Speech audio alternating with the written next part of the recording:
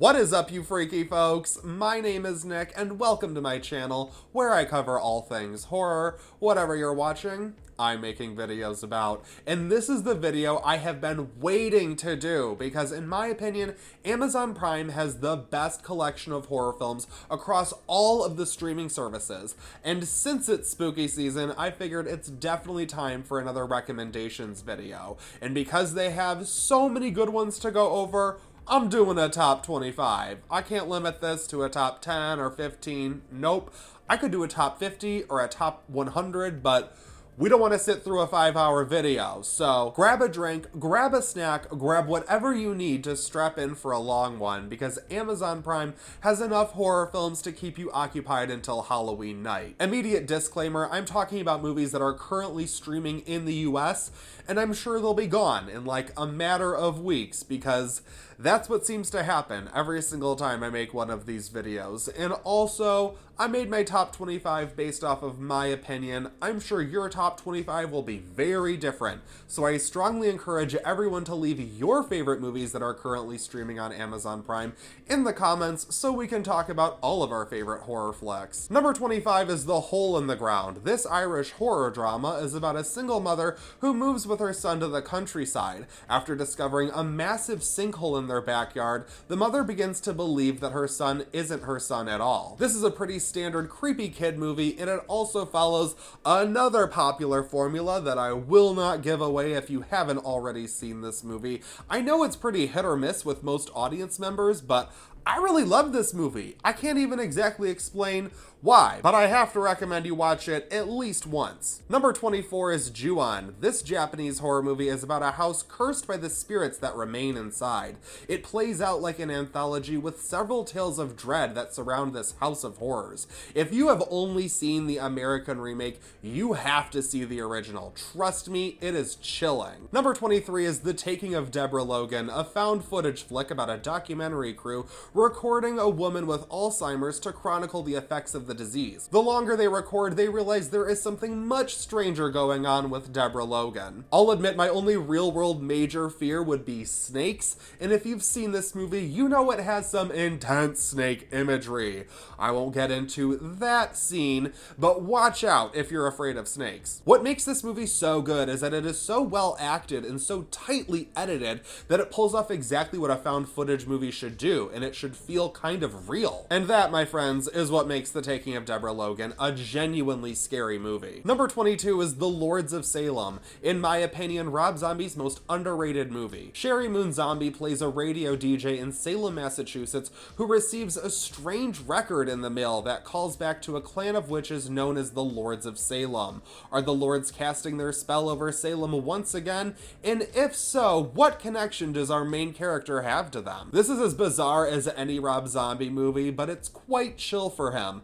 I like the atmosphere he creates when he isn't going a mile a minute. And I know this movie won't work for everyone. I again think it's great, but there's also House of a Thousand Corpses, one of my favorite Halloween movies. Number 21 is Invasion of the Body Snatchers from 1978. This science fiction remake follows the classic story of alien pods that land on Earth and begin creating clones of the people around it. Those who realize the human race is being threatened must figure out what's going on before they turn into a pod person themselves. It's always fun to watch a horror movie where characters shift from good to bad and you're not sure who to trust. Watch The Faculty, it's the best. I personally prefer the 1950s version of Body Snatchers. I think that movie is perfect. But this rendition has all of the anxiety-inducing frights that will keep you quarantined for a long time. Number 20 is Don't Look Now. Sticking with 70s horror starring Donald Sutherland, this horror drama also stars Julie Christie, and it's about a couple who has recently lost their daughter, so they vacation at Venice, Italy to help move on. Once there, they find their getaway turning into a nightmare. This was a movie that was talked about a lot when I was younger and getting into horror,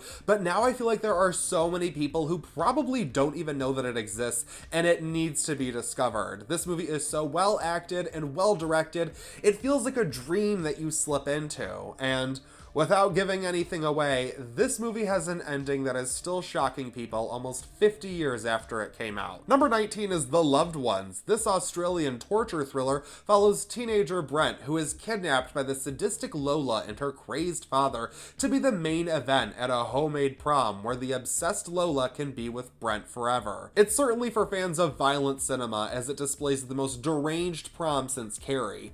I don't love this one as much as many others, but I can totally see why it has hordes of fans. Number 18 is Blood and Black Lace, a giallo that I consider to be the movie that birthed the slasher film. A masked murderer targets the inhabitants of an Italian fashion house and begins picking them off one by one in a way that would solidify the trend that would come 15 years later. For a movie that came out in 1964, the deaths are brutal and disturbing, yet the rest of the movie is beautiful and colorful, typically what Italian horror is known for. I know a lot of modern slasher fans will be disappointed with the realistic ending, but I think this one is worth watching for the educational experience alone. Number 17 is Night of the Demons, not just a quintessential 80s horror film, but one of my personal favorite Halloween movies. A group of teenagers plan a Halloween party at a creepy old funeral home where they unwittingly summon demonic entities that come after them one by one. This movie has bad writing, dumb characters, nudity, and tons of gore.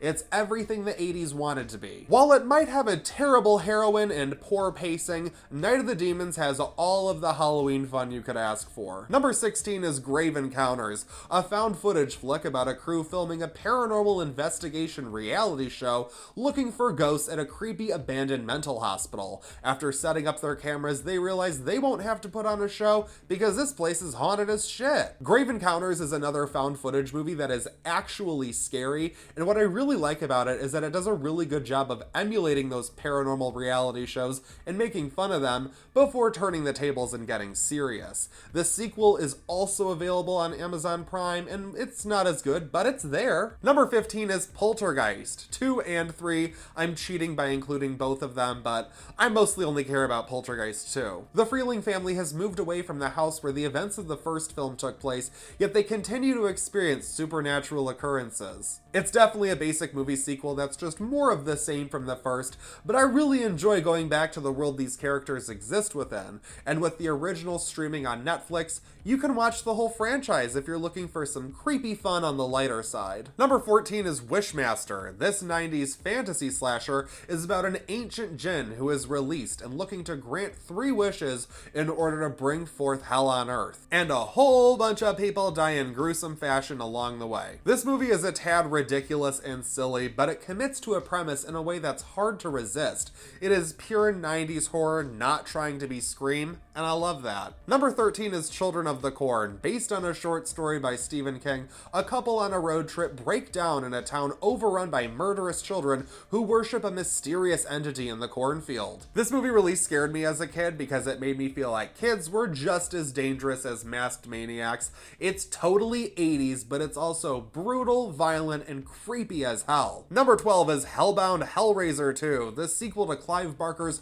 horror classic that sees the return of Pinhead, the Cenobites, and Julia, the worst stepmother who is not from a Disney movie. Final girl Kirsty is in a psychiatric hospital after the events of the first film, where she must fight off the demonic entities and send them straight back to hell. This is pretty much the only Hellraiser movie that I like. The original is okay, but the rest of the franchise, I can't even with. But this one I really appreciate because it actually explores the world of the Cenobites, and it's pretty messed up. This feels like the most fully realized installment in the franchise that I've seen, so if there's one Hellraiser movie you watch, make it Hellbound. Number 11 is Hatchet. This 2000 slasher is about a group of people on a ghostly swamp tour in Louisiana who find themselves under attack from the local legend of Victor Crowley, a monstrous figure with a hatchet who graphically murders anyone who ventures into his swamp. This is pure throwback fun to 80s slashers, and it is all about the practical effects gore. You think you've seen it all until you see Victor Crowley rip someone's head open with his bare hands. Hatchet isn't exactly my favorite, but they have every installment in the franchise available on Amazon Prime, and I love a good binge watch. We are down to the top 10, you guys, and this is where it gets real. So if you've made it this far, hopefully you're along for the ride. So let's finish it out. I'm gonna cheat with number 10 to talk about my favorite old school horror movies, because I know most of you pretty much refuse to watch anything in black and white, but these movies are perfect for Halloween, so I'll be quick, don't worry. First up is House on Haunted Hill, one of the first haunted house movies that's about a group of people who are challenged to stay overnight in a haunted house for a sum of money. Next up is Carnival of Souls, and it's about a woman who sees a creepy man wherever she goes. It's basically one big Twilight Zone episode, and I love that. The beginning of the movie pretty much gives away the ending, so you should know exactly what's going on throughout the film, but I think this is such an underrated gem that is so good I don't know why more people don't talk about it. Lastly, I have to talk about Night of the Living Dead, the movie that birthed the modern zombie. It's about a group of people who hole up in a farmhouse as they try to survive a zombie uprising. This movie is perfect. It 100% holds up. It is so good. This is the one that I'm straight up assigning like homework. If you have not watched The Night of the Living Dead, well, you straight up have to. It's so good. Number 9 is Motel Hell, the quirkiest 80s horror movie that you have to see to believe. Farmer Vincent and his sister Ida run a roadside motel where they trap their guests and bury them alive to turn them into the meat they sell at their food stand. It takes all kinds of critters to make Farmer Vincent's fritters. That is probably my favorite tagline ever. This is really a dark comedy that is quite kooky and not as disturbing as it might sound, yet it also has this grim atmosphere that makes it the perfect blend of horror and comedy. Trust me, you're gonna want to see this ending. Number 8 is Unsane. Yes, haters, I know you're out there, but guess what? I love it. Claire Foy plays Sawyer, a woman trying to start a new life after being targeted by a stalker. After going to a mental health facility for a support group meeting, Sawyer finds herself held against her will. The longer she stays there, the question becomes, is she or isn't she insane? This movie is really all about where the story goes, but it is best to go in as blind as possible. And it was shot on an iPhone, which gives it this weird, modern exploitation movie feel. And the first time I saw it, I actually found it so off-putting, I wasn't sure that I liked it. So I would recommend, even if you've seen this movie, watch it again, because Unsane deserves multiple viewings. Number 7 is Behind the Mask, The Rise of Leslie Vernon. This mockumentary horror comedy is about a documentary crew filming the next great slasher in training, Leslie Vernon, as he plans a murder spree to join the ranks of Freddy, Michael, and Jason. It's a funny send-up of the slasher genre while also providing all of the thrills you want, and I did a full Shudder review on this one in case you want to check that out. Number 6 is My Bloody Valentine, because I feel like I had to follow that up with an actual 80s slasher, and this is probably the best of the bunch. The mining town of Valentine's Bluffs is planning a Valentine's Day dance for the first time in 20 years after a miner went on a killing spree. Now that the bodies are beginning to pile up again, the young people must fight for their lives if they want to make it out of their Valentine's Day party. This movie manages to have solid characters, kind of a plot, and decent execution, as well as creative kills, an inventive killer, and an atmospheric location.